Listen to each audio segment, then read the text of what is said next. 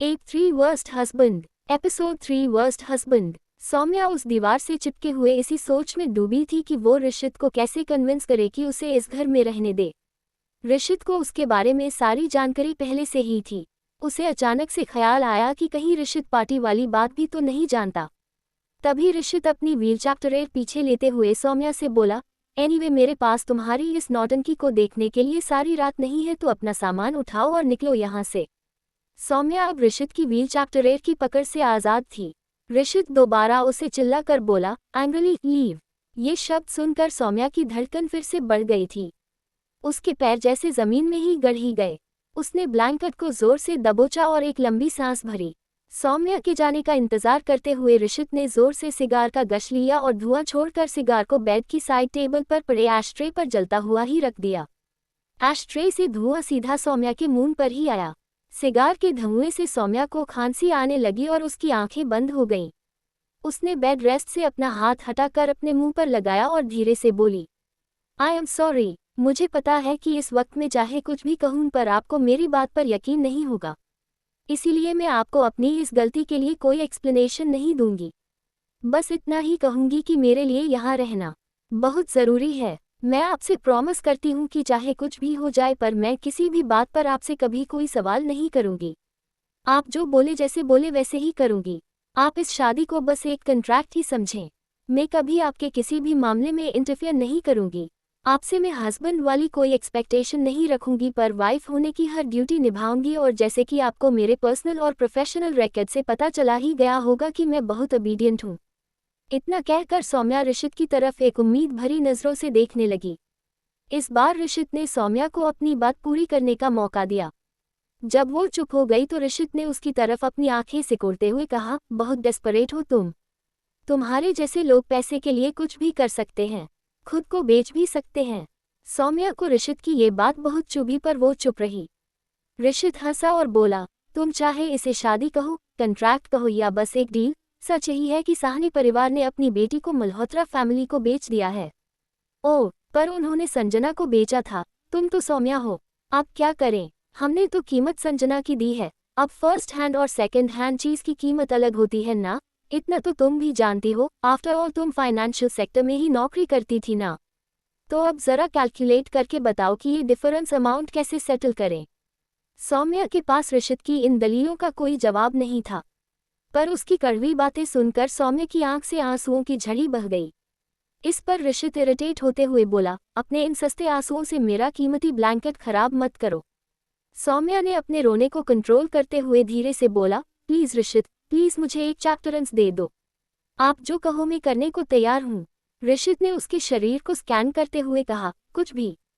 सौम्या उसकी बात समझ नहीं पाई पर उसने हाँ में सर हिलाते हुए कहा, हाँ कुछ भी। ऋषित ने उसकी तरफ झुकते हुए कहा, सोचो सौम्या, कुछ भी। सौम्या थोड़ा घबरा गई थी पर उसने फिर भी दबी हुई आवाज में कहा, हाँ। इस पर ऋषित के चेहरे पर एक हैवानियत भरी मुस्कान आ गई। उसका गुस्सा उसकी आंखों से गुम हो गया और उनमें हवस साफ नजर आने लगी। सौम्या ऋषित के ये बदलते हुए तेवर देखकर चौंक गई थी। ऋषित ने धीरे से अपनी व्हीलचैप्टर उसकी तरफ बढ़ाई। वो उसकी तरफ देखने लगा। ऋषित की आंखों की चमक ने उसे महीने भर पहले की वो काली रात याद दिला दी, जब उसकी जिंदगी में वो सैलाब आया था। उसकी आंखों में सौम्या को वैसा ही तेज नजर आया जैसे कि उस आदमी की आंखों में था। वो समझ नहीं पा रही थी कि ऐसा उसे क्यों लगा। उसने खुद से कहा, नहीं, उस दिन मैंने कुछ ज्यादा ही ड्रिंक कर लिया था, इसीलिए मैं कंफ्यूज्ड हूँ। इसकी आंखों में तो सिर्फ मेरे लिए नफरत ही है, पर उस अजनबी की आंखों में एक दर्द था और मेरे लिए सिर्फ प्यार नजर आ रहा था। बस इतना सोचकर सौम्या उस रात की याद में चली गई। करीब 1 महीने पहले उसने अपने ऑफिस में एक बड़े क्लाइंट को अपने काम से बहुत इम्प्रेस किया था। खुश होकर उन्होंने सौम्या की कंपनी के हेड के साथ उसे भी अपनी एक हाई सोसाइटी प्राइवेट पार्टी में इनवाइट किया था। ये एक कॉस्ट्यूम पार्टी थी। सब लोगों ने मास्क पहने हुए थे, सिर्फ उनकी आंखें नजर आ रही थीं। सौम्या भी मास्क पहने हुए पार्टी में दाखिल हुई। थोड़ी देर में ही वो उन लोगों के बीच थोड़ा अनकंफर्टेबल हो गई और बैठने की कोई जगह तलाशने लगी। तभी उसकी नज़र एक वीआईपी लाउंज रूम पर पड़ी। उसने धीमे कदमों से अंदर एंट्री ली।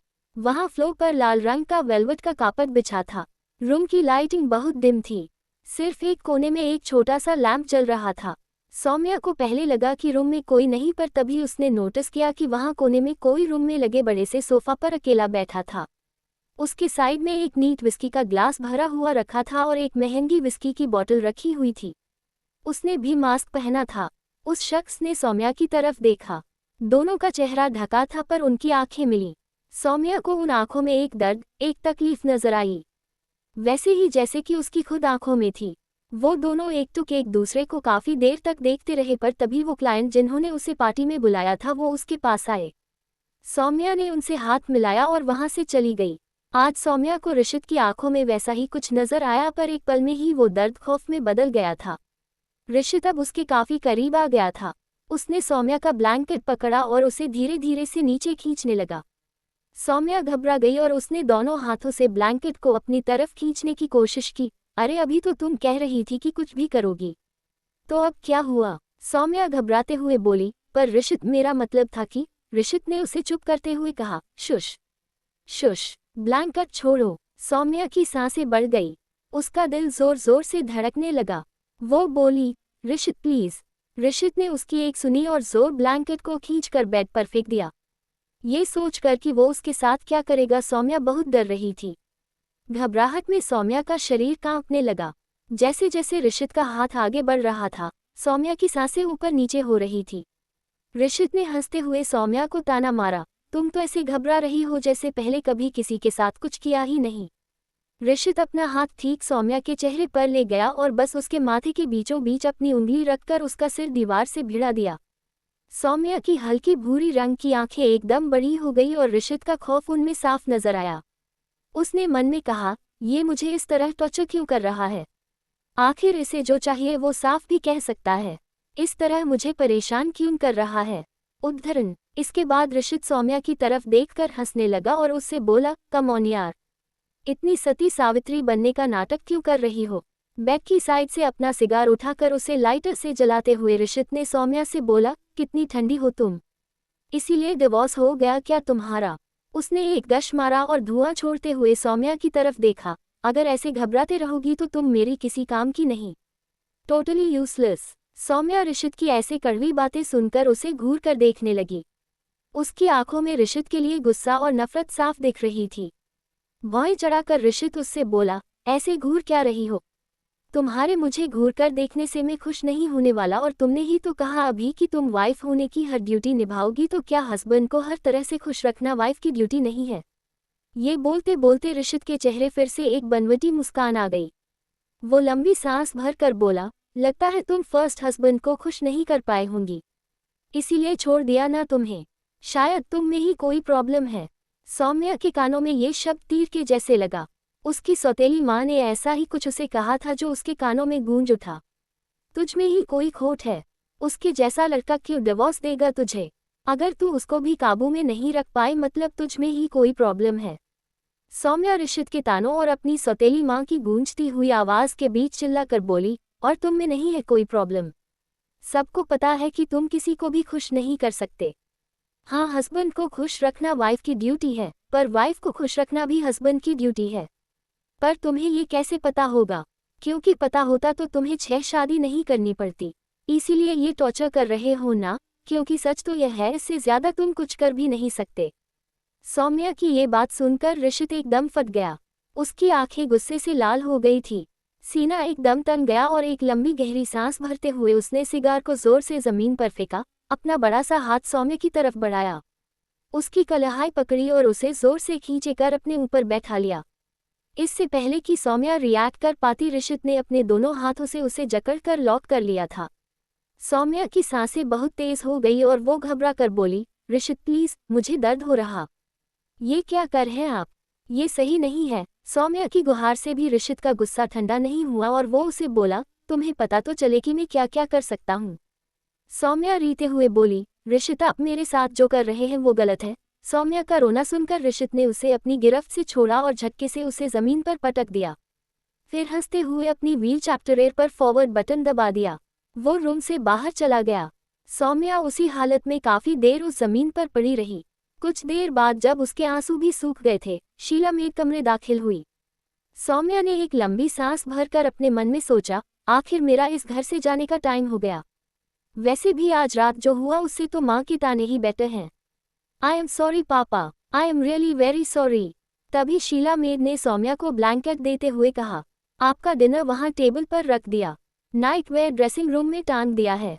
मैं कल सुबह 7 बजे आपके रूम में आपको तैयार करने आ जाऊंगी। Good night madam. इतना कहकर शीला मेड दरवाज़ा बंद करके वहाँ से चली गई। सौम्या को यकीन ही नहीं हुआ कि यह हो क्या रहा है। उसने खुद से ही पूछा, इसका मतलब ऋषित मुझे इस घर से बाहर नहीं निकाल रहा, पर आखिर क्यों? अब ऋषित सौम्या के साथ क्या करे? आखिर उसने सौम्या को अपने घर में क्यों रुकने दिया? क्या सौम्या एक ही छत के नीचे ऋषित के साथ रह पाएगी? एपिसोड 4 पहली रसोई। सौम्या सारी रात बिना कुछ खाए, बिना कुछ पिए उस अंधेरे कमरे में विंडो के पास अकेली बैठी रही। जरा से भी कोई आहट होती तो उसे लगता कि ऋषित वापस आ गया। यही सोचते हुए कब उसकी आंख लग गई उसे खुद पता नहीं चला। सुबह के ठीक 7 बजे शीला मेड कमरे में दाखिल हुई। उसकी आहट से अचानक से सौम्या की नींद खुल गई। उसने घबरा कर दरवाजे की तरफ देखा। शीला मेड एक ट्रे में 4 अलग अलग ग्लासेस के साथ एंटर हुई। उसने उस ट्रे को कमरे में उसी टेबल पर रख दिया जहां पिछली रात उसने डिनर रखा था। उसने सौम्या से पूछा, मैडम आपने रात डिनर क्यों नहीं किया? अगर आपको ये पसंद नहीं है तो आप क्या कहना पसंद करेगी वो बता देना। इस घर में सबकी प्रेफरेंस के हिसाब से अलग खाना बनता है। सौम्या ने अपने चेहरे पर एक फेक स्माइल लाते हुए कहा, नहीं नहीं वो कल मैं बहुत थक गई थी ना तो सिर में दर्द था, इसीलिए बस खाना नहीं खा पाई, सॉरी। शीला ने डिनर वाली ट्रे को उठाकर ट्रॉली पर रखते हुए सौम्या से कहा, अरे आप मुझे क्यों सॉरी बोल रही हैं? वैसे आप सुबह क्या लेना पसंद करते हैं? मुझे पता नहीं था इसीलिए मैं green tea, black coffee, juice सब लेकर के आई। कल से वही लगूंगी जो आप बोलो। सौम्या ने झिझकते हुआ पूछा, क्या मुझे 1 कप कड़क अदरक वाली चाय मिल जाएगी? मेरे सिर में अब भी दर्द है, या मुझे बता दो कि चाकटरन कहाँ, मैं खुद ही बना लूंगी। शीला मेड ने हंसते हुए कहा, इस घर का कोई भी मेंबर किचाकटरन में नहीं जाता। इनफैक्ट किसी भी काम के लिए उन्हें कहीं भी जाने की कोई ज़रूरत नहीं। आपका फ़ोन मुझे दीजिए, मैं उसमें एक ऐप डाउनलोड कर दूंगी। आपको जो चाहिए बस वो सर्विस सेलेक्ट करके उसमें एक वॉइस नोट भेज दीजिए, आपका काम हो जाएगा। सौम्या को ये सारी बातें काफ़ी अजीब लग रही थीं। हाल की बिजनेस बंद होने से पहले उसके पिता का नाम भी लखनऊ के जाने माने लोगों में शुमार था, पर वो मल्होत्रा परिवार की तरह रईस नहीं थे। उनकी पुश्तों का जरूर नवाबों में उठाना बैठना था और इसीलिए उनका परिवार इतना नामी था, पर जैसे जैसे परिवार बढ़ता गया खानदानी दौलत और पुश्तैनी बिजनेस दोनों के हिस्से होते रहे और सौम्या के पिता के हिस्से आई दौलत और बिजनेस दोनों ही अब नहीं रहे।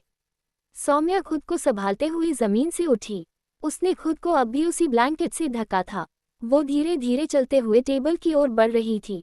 शीला जो कि बाथरूम में चली गई थी वो बाहर आई और उसने कहा, मैडम आपका बाथटब तैयार है, आप जब नहाकर आएंगी तो मैं आपको रेडी कर दूंगी। रेडी शब्द सुनकर सौम्या की आंखें बड़ी हो गई। उसे पिछली रात याद गई। इससे पहले कि वो शीला से कुछ पूछ पाती उसने देखा कि वो वहां से जा चुकी थी। सौम्या हिचकिचाते हुए बाथरूम की तरफ बढ़ी और अंदर चली गई। वो जल्दी जल्दी नहाकर बाहर आई और ड्रेसिंग रूम में रखे बाथरोब को लपेटकर अपने बैग में कपड़े ढूंढने लगी, पर उसे कुछ नहीं दिखा। ड्रेसिंग रूम की अलमारी भी खाली थी, सिर्फ शीला मेड का दिया नाइट वेयर उसे दिखा। उसने उस काली ट्रांसपेरेंट नाइटी को उठाते हुए खुद से कहा, इसमें कोई कैसे सो सकता है? इसे पहनकर तो मैं अपने बेड में भी ना जाऊं, पर अभी मैं क्या करूं, क्या पहनूं? वो वार्डरोब का दरवाज़ा बंद किया तो शीला मेड वही साइड में खड़ी थी। उसे देखकर वो एकदम से घबरा कर बोली, आप कब आई? और आपने कुछ बोला क्यों नहीं? शीला ने मुस्कुरा कर कहा, मैडम हमें इस घर में किसी को डिस्टर्ब करने की परमिशन नहीं है, इसीलिए मैं यहाँ साइड में आपका ड्रेस लेकर आपका वेट कर रही थी। सौम्या ने मन में सोचा, इस घर के मालिक नौकर सभी इतने अजीब हैं, अब ये ड्रेस क्या नई मुसीबत है। सौम्या ने हाथ बढ़ाकर शीला मेड के हाथ से वो बैग लिया। उसमें एक लाल रंग की सिल्क की बहुत ही महंगी साड़ी थी। उसी के साथ मैचाक्टरिंग गोल्ड ज्वेलरी और पेंसिल हील्स भी थीं। उन्हें देखकर सौम्या ने बोला, ये पहनना ज़रूरी है क्या? मैंने कभी ऐसी हील्स नहीं पहनी, मैं इसमें कंफर्टेबल नहीं फील करूंगी। तभी शीला बोली, मैम ये ड्रेस कोड के हिसाब से है, आपको धीरे धीरे आदत हो जाएगी। रेडी होकर उन कपड़ों में सौम्या किसी अपसरा से कम नहीं लग रही थी। शीला मेड ने उससे कहा, मैडम आप नीचे आकर ब्रेकफास्ट कर लीजिए, फिर बड़े साहब से आपकी मीटिंग भी है। दादाजी से मीटिंग की बात सुनकर सौम्या एकदम से घबरा गई थी। उसने मन ही मन बोला, कहीं ऋषित ने उन्हें सब सच तो नहीं बता दिया। पर फिर कल रात उसने मुझे इस घर में रहने क्यों दिया? अगर दादाजी को सब पता चल गया तो मेरी फैमिली के लिए ये बिल्कुल भी सही नहीं होगा। इससे पहले कि सौम्या कुछ और पूछती, शीला को फोन पर कोई मैसेज आ गया और वो वहां से चली गई। उन हील्स में सौम्या बहुत अनकंफर्टेबल थी। वो किसी तरह धीरे धीरे मैनेज करके सीढ़ियां उतरने लगी। किसी तरह वो सारी सीढ़ियां उतर ही गई थी कि तभी आखिरी सीढ़ी उतरते वक्त उसकी सैंडल उसकी साड़ी में फंस गई और उसका पैर मुड़ गया। अपना बैलेंस खोकर वो सीधा जमीन पर गिरने ही वाली थी कि एक शख्स ने अपने हाथ फैलाकर उसे थाम लिया। सौम्या की जुल्फें उसके चेहरे पर गिर गई और उन्हें साइड में करते हुए धीमे वो से बोली, थैंक यू, आप नहीं होते तो मैं गिर ही जाती। उस शख्स ने सौम्या को एक बड़ी सी स्माइल देते हुए कहा, ऐसे कैसे गिर जाती मेरे होते हुए? हाय, आई एम रॉनी, आपके हस्बैंड ऋषित का बड़ा भाई। वैसे ये फर्स्ट मीटिंग का काफी अनयूजुअल तरीका है। रॉनी की बात सुनकर सौम्या भी हंस पड़ी और बोली, एक्सपेक्ट तो मैंने भी नहीं किया था कि मैं इस घर में फर्स्ट डे ही गिर जागूंगी। इतने में ऋषित, जो कि काफी वक्त से इन दोनों की बात सुन रहा था, अपनी तीखी आवाज में बोला, अब तो तुम्हें गिरने की आदत डाल ही लेनी चाहिए। ऋषित को देखकर सौम्या को रियलाइज हुआ कि वो अब भी रॉनी के कंधे के सहारे खड़ी थी। वो लड़खड़ाते हुए वापस खड़ी होने लगी। रॉनी ने उसे हेल्प करते हुआ पूछा, वैसे तुम्हें चोट तो नहीं लगी? Are you okay? चल सकती हो तुम? तभी ऋषित उसे ताने मारते हुए बोला, और अगर नहीं चल पा रही तो रॉनी तुम्हें अपनी गोद में उठाकर ब्रेकफास्ट टेबल पर ले आएगा। नहीं तो एक काम करो, मेरी जगह तुम इस व्हील चैप्टर पर बैठ जाओ। रॉनी ऋषित की ओर देखते हुए बोला, अभी इसे सेटल तो होने दो, फिर बाद में अपने ये ताने मार लेना। फिर उसने सौम्या की तरफ देखते हुए कहा, हमें तो ही गई है आदत इसके इन तानों की, तुम भी डाल लो। पर अगर इसने तुम्हें ज्यादा परेशान किया तो सीधा मेरे पास आना। ओके, सौम्या ने मुस्कुराते हुए अपना सिर हाँ में हिलाया। सौम्या और रॉनी की चैप्टर केमिस्ट्री देख ऋषित की आंखें गुस्से से लाल हो गई थी। सौम्या ने झिझकते हुए रॉनी को पूछा, वैसे आप मुझे बता सकते हैं कि चैप्टरन किस तरफ है? रॉनी के मुंह से हंसी छूट गई। आप नहीं तुम, मेरे साथ इतना फॉर्मल होने की जरूरत नहीं। लाओ तुम्हारा फोन दो। सौम्या ने हिचकते हुए अपना फोन रॉनी को दिया। चैप्टरन में क्यों जाना है? जो चाहिए वो ऐप में डाल दो। शीला ने नहीं बताया तुम्हें? सौम्या रॉनी से अपना फोन लेते हुए बोली, बताया था, पर वो आज इस घर में मेरा पहला दिन है ना, तो पहली रसोई की रस्म में कुछ मीठा बनाना था। ऋषित जोर से हंस पड़ा, शादी तो प्रॉपर्ली हुई नहीं तो रस्में क्यों निभानी है? रॉनी ने झट से बोला, नॉट गुड ऋषित। फिर सौम्या की तरफ देखते हुए प्यार से बोला, that is very sweet of you. Sheela तुम्हें चैप्टरन में लेके जाएगी। फिलहाल मैं ऑफिस के लिए लेट हो रहा हूं, पर तुम जो भी बनाओगी मुझे ऑफिस भिजवा देना, मैं जरूर खाऊंगा। और हाँ, जो भी करना है बस 1 घंटा है तुम्हारे पास, फिर दादाजी से तुम्हारी आज फर्स्ट मीटिंग है। Good luck. रॉनी वहां से चला गया। सौम्या उसे बाहर जाते हुए देखने लगी। कदकाठी में रॉनी और ऋषित काफी सिमिलर थे, पर रॉनी के चेहरे पर एक अलग सी चमक थी। जाते जाते भी रॉनी ने दरवाजे से पलटकर सौम्या की तरफ हाथ हिलाया और बोला, बाय संजना, अपना ध्यान रखना। सौम्या ने भी उसे सिर हिलाते हुए मुस्कुराकर बाय किया और बोली, आप भी। रॉनी ने उसे टोकते हुए बोला, आप नहीं तुम। सौम्या उसकी तरफ देखते हुए मुस्कुराकर बोली, तुम भी। और वो सोचने लगी, दोनों भाई कितने अलग हैं, एक इतना जल्लाद और दूसरा उतना ही नर्म दिल। सोचते हुए सौम्या संभल संभल कर चैप्टरन की तरफ चलने लगी। तभी अचानक से ऋषित ने उसका हाथ पकड़ लिया। उसकी पकड़ से सौम्या के दिल की धड़कन बढ़ गई और उसने मन ही मन सोचा, अब ये क्या करेगा? यहाँ इतने लोगों के सामने ने इसने ऐसे मेरा हाथ। तभी ऋषित बोल पड़ा, पहली रसोई स्वीट डिश बनाओगी? चालक तो तुम हो, पर इतनी बेशर्म भी हो ये मैं नहीं जानता था। आज इस घर में पहला दिन हो और आज ही से तुमने अपने जाल बुनना स्टार्ट कर दिया, वाह। ऋषित की कड़वी बात सुनकर सौम्या की आंखें नम हो गई और उसने थोड़ी भारी आवाज में कहा, ऋषित, मैंने आपसे कहा था ना कि एक अच्छी वाइफ होने की मैं हर ड्यूटी निभाऊंगी, बस वही कर रही हूँ। आपकी फैमिली को रिस्पेक्ट देना भी उसमें से एक है। ऋषित उसे ताना मारते हुए बोला, रिस्पेक्ट? रियली? मेरे बड़े भाई के साथ फ्लर्ट करने को तुम रिस्पेक्ट कहती हो? तुम जैसी लड़कियों को मैं अच्छी तरह जानता हूँ। स्टाइलिश कपड़े, महंगी ज्वेलरी, ये परफ्यूम, मेकअप, ये सब तुम्हारे तारीखे ही तो हैं। गिरने का नाटक करना, ब्रिलियंट परफॉर्मेंस। ऐसा कहकर ऋषित ने सौम्या का हाथ छोड़ दिया और धीरे धीरे उसे चिढ़ाते हुए ताली बजाने लगा। सौम्या को काफी एम्बैरेसिंग लगा। ऋषित के साथ खड़ा असिस्टेंट भी सौम्या की तरफ दया भाव से देख रहा था। उसे भी ऋषित का सौम्या को इस तरह इंसल्ट करना ठीक नहीं लगा, पर वो चुप रहा। सौम्या बिना उसे कुछ कहे चुपचाप वहां से चली जाने लगी तो ऋषित उसकी तरफ देखकर बोला, खैर कर लो यह नौटंकी, वैसे भी दादाजी को एक बार तुम्हारा सच पता चल जाए फिर मैं तमाशा देखूंगा। मिस सौम्या साहनी। ऋषित के मुंह से अपना असली नाम सुनकर सौम्या के होश ही उड़ गए और वो खुद से बोली, कहीं इसने दादाजी को मेरा सच बता तो नहीं दिया? क्या इसीलिए वो मुझसे मिलना चाहते हैं? पर फिर रोनी मुझे संजना क्यों बुला रहा था? सौम्या अपने ख्यालों में ही थी कि ऋषित वहां से जा चुका था और शीला मेड उसके पास आई और बोली, चले मैम। सौम्या ने हाँ में सिर हिलाया और उसके साथ चली गई। किचन में सौम्या को देखकर सभी सर्वेंट्स थोड़ा दंग रह गए। शीला ने कहा, आज संजना मैडम कुछ खास बनाने वाली हैं तो जो भी हेल्प उन्हें चाहिए दे देना। सौम्या ने मुस्कुरा कर शीला की तरफ देखा और पूछा, अच्छा वैसे क्या खाते हैं यहाँ मीठे में? शीला मेड ने जवाब दिया, बड़े साहब तो डायबिटिक हैं, मीठा मना है उनको। रोनी सर ज्यादातर फॉरेन डिजर्ट्स ही पसंद करते हैं। इतना बोलकर शीला मेड वहां से जाने लगी तो सौम्या ने उससे पूछा, और ऋषित? शीला मेड ने कहा, ऋषित सिर मीठा नहीं खाते, सुना है बचपन में शायद खाते हैं, तब वो ज्यादातर इंडियन मिठाई ही पसंद करते थे। सौम्या ने हंसकर सिर हिलाया और किचन में खड़े सर्वेंट को अपनी जरूरत की चीजें बताने लगी। दादाजी अपनी स्टडी में बैठे हुए थे। वो कुछ काम में लगे हुए थे कि तभी उन्हें एक कॉल आया। उन्होंने फोन उठाया और बोला, हाँ मैंने ही कॉल किया था। ऋषित की शादी साहनी फैमिली की छोटी बेटी संजना के साथ कर दी है। फोन पर दूसरी तरफ से किसी की आवाज आई, आप मिले हैं उससे कभी? दादाजी ने जवाब दिया, नहीं मिला तो नहीं, बचपन में एक रॉयल इवेंट में देखा था दोनों बहनों को। साहनी फैमिली से खैर हमारा पुराना रिश्ता है, बस इस भरोसे पर ही शादी कर दी। तभी दादाजी की स्टडी के दरवाजे पर एक नॉक हुआ। वो फोन होल्ड पर रखकर बोले, कम इन। दरवाजा खुलता है तो ऋषित सामने खड़ा था। दादाजी ने कहा, अरे ऋषित, आओ बेटा, कम इनसाइड। दादाजी फोन पर बोले, मैं बाद में बात करता हूँ। बस इतना बोलकर उन्होंने फोन कट कर दिया। ऋषित दादाजी से बोला, मुझे आपको एक जरूरी बात बतानी है। दादाजी ने कहा, हाँ बोलो। ऋषित अपने असिस्टेंट को बाहर ही रुकने का इशारा किया और अपनी व्हीलचेयर का फॉरवर्ड बटन दबाकर अंदर चला गया था। उसके पीछे दरवाजा बंद हो गया था। आखिर ऋषित दादाजी से क्या बात करना चाहता है? क्या वो उन्हें सौम्या का सच बताने यहाँ आया है? क्या इस घर में सौम्या का सफर यहीं तक था?